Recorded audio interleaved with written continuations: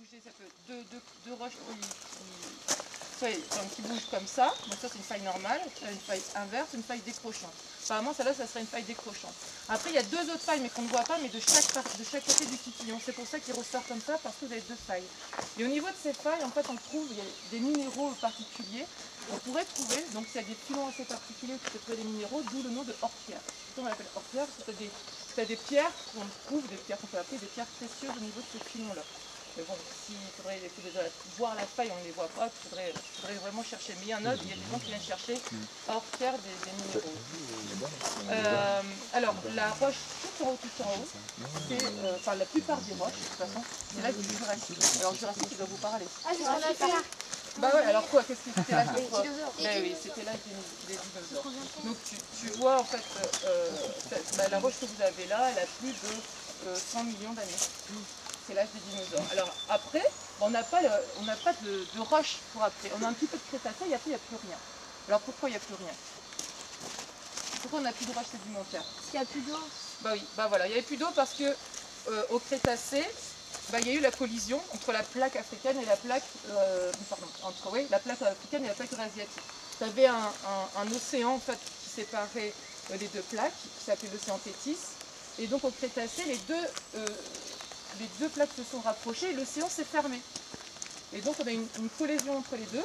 Donc c'est pour ça que vous pouvez trouver des roches sédimentaires avec des fossiles marins, alors qu'on est en pleine montagne.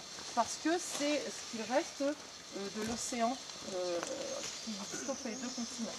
Donc au Crétacé, comme ça s'est fermé, on n'était plus dans un milieu océanique, donc vous n'avez plus de roches sédimentaires. Donc plus de roches qui peuvent provenir d'un milieu marin. D'accord ? Donc vous pouvez trouver des petits fossiles, alors de la famille des ammonites, si ça vous parle ou pas. En cours, je vais montrer, ça s'appelle une forme d'escarpe au plat, dans un même plan. Bah voilà, c'est les fossiles qu'on peut trouver ici, mais il n'y en a pas beaucoup apparemment, mais vous pourriez en trouver, donc il faut vraiment faire attention pour ça. Voilà. Sur le bas, vous avez des falaises en pente abrupte, et après vous avez des pentes un peu moins abruptes, vous voyez, comme ça.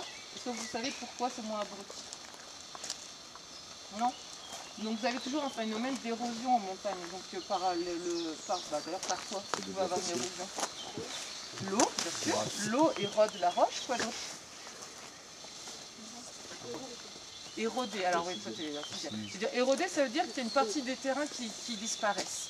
C'est-à-dire que tu vas avoir la roche qui se détache et puis elle va disparaître. Alors elle ne disparaît pas n'importe où, elle va disparaître.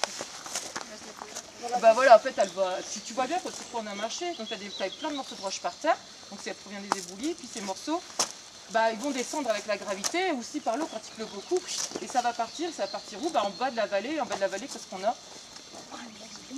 Enfin, les maisons, ouais, et quoi aussi, qu'est-ce qu'on a ici en bas qui passe? Les arbres. Ouais, les voitures, et quoi d'autre? Alors tes cailloux, hein? La rivière. Bah oui, tu as la rivière en bas, donc forcément ça va arriver dans la rivière, hein, d'accord? Et puis dans la rivière, qu'est-ce qui va se passer? Ça va déplacer un peu. Si le courant est assez fort, ça va se déplacer. Si c'est pas assez fort, et ça fait quoi? Un barrage. Non, ça va s'empiler. Ça va s'empiler. Comment on appelle quand les sédiments tombent? On appelle ça la sédimentation. D'accord? Donc si le courant est pas assez fort, tous les fragments de roche qui sont détachés de la falaise, ils vont tomber au sol. Si le courant est fort, ils vont t'emporter, puis après ça va aller jusqu'à la mer. Donc il y a l'eau qui peut éroder. Avec surtout à l'hiver, l'eau quand elle gèle, c'est le café. Elle bouge plus. Et puis, au niveau du volume, elle grossit. Donc du coup, ça fait éclater la roche. Donc il y a beaucoup d'érosion en hiver. Après, qu'est-ce que vous avez sur la falaise? Bah voilà. Alors les végétaux, comment ils peuvent casser la roche? Deuxième camp. Ah oui. Et comment? Bah oui, ils se mettent dedans et puis qu'est-ce qu'ils font, les racines, l'arbre grandit, puis les racines elles grossissent et puis du coup ils font éclater la roche.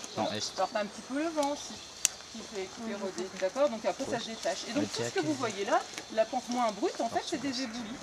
C'est-à-dire que c'est tout ce qui provient de la montagne et du coup vous avez une pente qui est moins abrupte. Voilà. Ça va? Allez, on continue. Bravo. Je suppose que en fait les plaques étaient rouges ou que... Ouais. Donc le magma provient de... Voilà.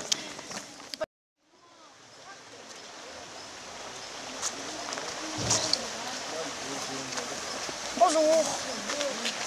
Hello YouTube. Celui-là, il était plus long.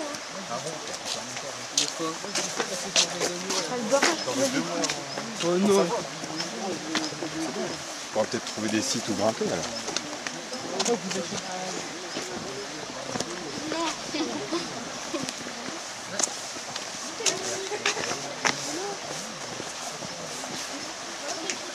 Bonsoir. Bonsoir. Bonjour. Tous les gens me suivent ici, mais c'est pas lourd.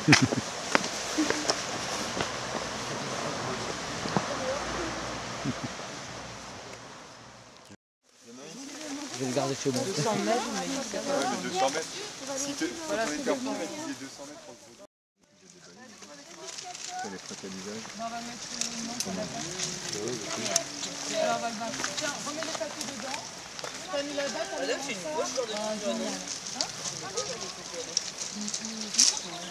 Trop bien.